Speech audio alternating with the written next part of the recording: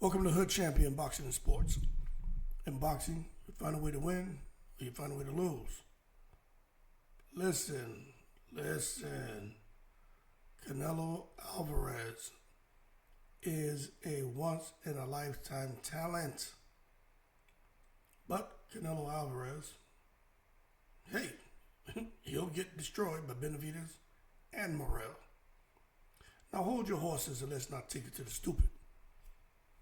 Because I know all you Canelo fans out there ready to unsubscribe or block my channel or leave a comment saying, screw you, Hood Champion, you punk, you buster, you loser, you old fart, you don't know nothing about boxing. Hey, yo, McNicholas, quit taking it to the damn stupid. Now, let's be real. I'll just leave it as this. When Canelo was fighting Edgar Berlanga, Canelo had his way. Because Berlanga really didn't throw any punches. And when he was throwing, it was the jab. But other than that, Canelo didn't have nothing to worry about. When he fought Munguia was having a whole lot of success. But he stayed in the pocket too long, and Canelo was able to catch him with something. But when Munguia let his hands go, Canelo had a very difficult time. I'm not even going to talk about Bivol because we know what happened when Bivol fought Canelo. A systematic dismantling of the Guadalajara, Jalisco native. But when you think about Benavidez, you think about Morrell. I am telling you, it's not a matter of me not liking Canelo. I'm telling you. Guys like him come around once in a lifetime. But I just feel, man, there's a reason why he didn't mess with Morrell or Benavidez. Can't come out here talking about there was no money behind those fights because really, there hasn't been much money behind any of the opponents Canelo's been choosing because Canelo is the show pony. It doesn't matter who Canelo fights. There's money behind it. And when we watched Benavidez and Morrell fight this past weekend, although the fight was at 175, we saw why Canelo chose not to fight either one of them and why I don't believe he will ever give the Cuban Morrell an opportunity or the Mexican monster, who more than deserves an opportunity, a chance to get out there and fight. It's not even about titles anymore at this point. It's just about seeing who's the best. And there's a reason why Morrell and Benavidez want to fight Canelo, and a reason why Canelo doesn't want to fight them. Now for Morrell, maybe it's some kind of monetary incentive to fight Canelo. For David Benavidez, that's not the case. It's no secret that they try to jerk him. See if he would take the bait, flat $5 million fee. Canelo's going to make a guaranteed $70 million plus pay-per-view. And Benavidez said, yeah, I'll take a flat $5 million. I don't give a shit. I just want to show that I'm better. And why it was radio silence after that. Canelo wants nothing to do with the Mexican monster. Okay? He's been trying for years to fight Canelo. And now I personally think at 168, Canelo would have had a pretty good chance, especially to fight David Benavidez. But this shit about Canelo talking about somebody being disrespectful, somebody being a boring fighter, what do I get out of fighting this guy? We know Canelo's not a coward. But he can make some excuses. Like Canelo got more excuses to not fight Benavidez than a man going to prison. You know what I'm saying? So as a result, David Benavidez had to bubble up to light heavyweight. Morrell followed. Where they had to do the business.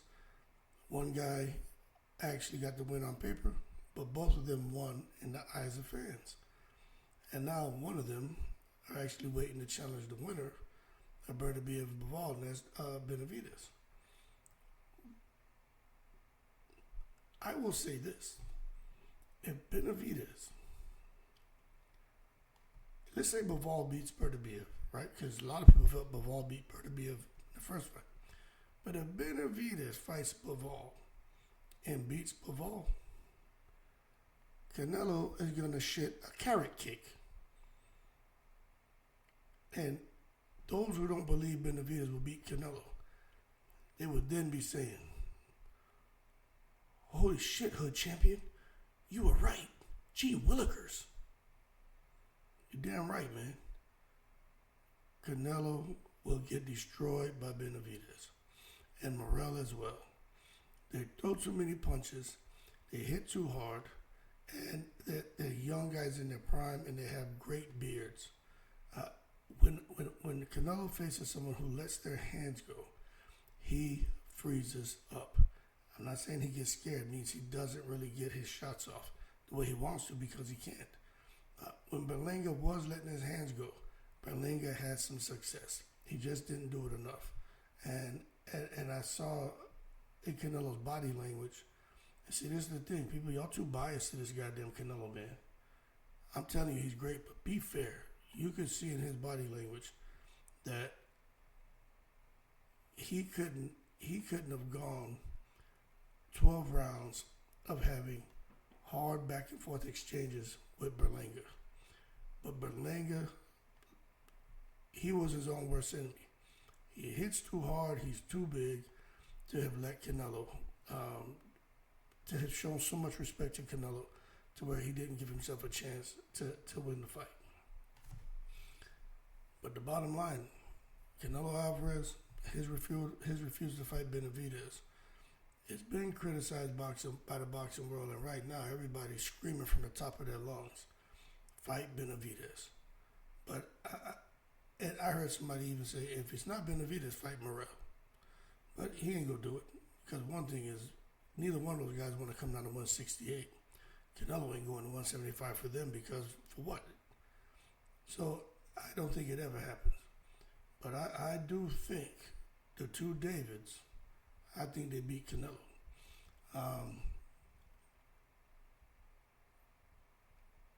I just don't understand how there's this Canelo Alvarez posse just always wants to defend him. Like, you take a look at Benavidez and Morrell. They had a close fight, right? But then the people with sense and who are fair, they say, man, that was an outstanding fight by two guys in their prime who left it all on the line. But then you get the guys who are Canelo fans who say, yeah, they didn't look that great. Neither one of them were able to knock each other out. Those two guys would never be able to stand up against Canelo. The amount of punches, hard power shots that were thrown in that fight, and the amount that was landed, there's no way in the world Canelo would get into a fight like that with those guys and have that kind of a success. I just don't think so. Look, Canelo's not a spring chicken anymore. And that's why he's, at this moment, looking to fight Jake Paul next. That's the rumor. So y'all keep defending Canelo. Now, one thing I will say, I think Canelo should get all the money he can. Fight all the easy fights he can. I think he should. If he could go and fight goddamn Gervonta Davis and make $300 million, I think he should do it. Well, I do. But at the end of the day, if we're going to talk about him fighting these guys like Benavidez and Morrell, we got to be fair. He's not fighting them because he's not going to beat them. He cannot beat those guys. I'm telling you, he can't. It's just like with Mayweather, we're going to fight. There was talks about him fighting Keith Thurman. Look, I just felt like Mayweather just couldn't be beat, but I thought that Keith Thurman could be that guy, boy, because remember, that was after Maidana was able to get close enough to Mayweather. And Keith Thurman in his prime, with that damn lateral movement, that power, that speed, I just felt like, boy, he would have had a real good chance on beating Mayweather. I felt Crawford, him and Mayweather, Crawford had a good chance to beat Mayweather, but the bottom line is, as much as I felt that Mayweather just couldn't be beat, you got to stop and be honest. Say, well, shit, hold on, this could go the wrong direction if a guy like McDonald can land shots. Well, you gotta say that these guys are gonna be able to land. Anyway, we'll see what the future holds. But I just think most people, if that fight between, let's say, Benavidez and Canelo's ever made, I think people at that point in time are going to lean towards Benavidez getting the win. I actually think when the odds open up, Benavidez will be the betting favorite. And is it a difficult fight? I think it's a difficult fight for Canelo. I don't think it's difficult for Benavidez. I think this is difficult for Canelo. And I think Canelo is going to be made to look extremely vulnerable, and then people are going to feel bad for him and start saying, it's just his age, he's been fighting too long. Then I can hear some of these bozos say that David Benavidez cherry-picked Canelo. Listen. I used to lift a lot of weights, and I'm going to tell you something. Right before the end of the year, I was back in the gym lifting weights and lifting pretty heavy, right? When I was younger, my max bench was 385. I would never even try to lift that shit no more because of the amount of damage that I have to my body. But I was in the gym, working out at home and at the gym, and I was back up to doing like 135 for 10, 185 for 10, 205 for 10, 225 for 8, 3 sets of 275 for 3 sets of 3. Then I went up to 295 and I was doing 8 sets of 2. And I did that for about 4 months, about 3 months. And because my son, he wanted to hit 315 for him, right? Because my older son works out with me.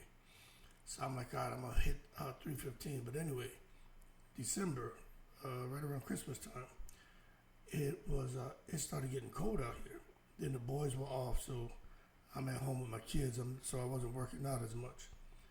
Anyway, I go into the damn gym in January, and I get underneath 135 just to warm up, and I thought I was about to die. I have a violent tear in my left shoulder, okay? Now, I still pushed through and I put on 225. I just repped it like 4 times and I put that shit back on the rack because I feel like I was gonna die. Because my right shoulder I already had surgery for that rotator cuff and had the bicep tendon reattached. And I'm like, shit, here we go, the left shoulder. I already had tears in it, but I was feeling good, so I thought I could push through it, but I re-injured. I exacerbated the tears that already existed in the shoulder. So I come full circle to tell you this. I should have been smart about what I was doing. I shouldn't have taken the time off for like that month and a half with December and January and the holidays. No matter how cold it was here, I should have kept pushing myself to stay underneath that heavy weight and not take any time off and not have an injury. And it's the same thing with Canelo fighting guys like, Belango was a good fight, but inexperienced. And if he fights a guy like Jake Paul, he just fought Jamel Charlo. I just think when he steps up again against somebody who's hungry and active, like a Crawford, but Benavidez and Morrell, big boys like that who are active, they're staying in the gym, they're staying underneath that weight. I think Canelo could find himself saying, holy shit,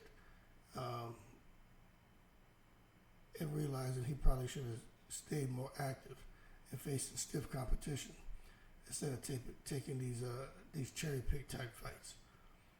But that being said, Canelo's a dog, man. You have to give him his credit. Canelo is ultra competitive. Canelo's exiting his prime. And I just think when you get these fighters like a Benavidez and Morrell, hungry and young, they want to make these fights. And they're, especially Benavidez, openly criticizing Canelo. I just think, man, if Canelo was to fight one of them, I just think he gets dominated, and I think he'll be destroyed. And a lot of people are gonna sit here, they're gonna act like they're in shock. That's because they're being delusional. You got to be real about what David Benavidez and Morrell bring to the table, and what they're bringing to the table, and they're putting on the plate and pushing in front of Canelo. It's gonna be too much for that man to consume. And what he does try to consume, is going to be too hard for him to digest. Y'all keep cool. I'm in the breeze.